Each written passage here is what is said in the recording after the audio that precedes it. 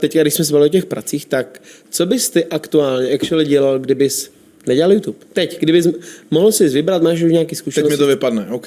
Já jsem si jako, samozřejmě, jakoby nějaký backup plan jsem si říkal, že by bylo dobrý mít. Nemám žádnej, bych chtěl říct.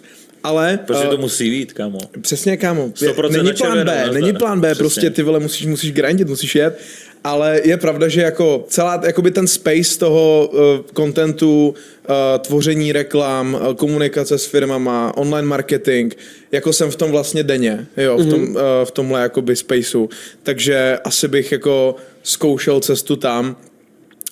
Vím, že jako spousta kamarádů nebo kolegů youtuberů, co už třeba teďka netočej, tak jako vlastně si vydali taky touhle cestou, nebo pomáhají současným tvůrcům třeba s postprodukcí videí, jsou to střihači, nebo dělají socials. No. A jsou v tom, jako když jsou v tom fakt dobrý, tak mi přijde, že i dneska firmy začaly docela dost investovat jakoby do...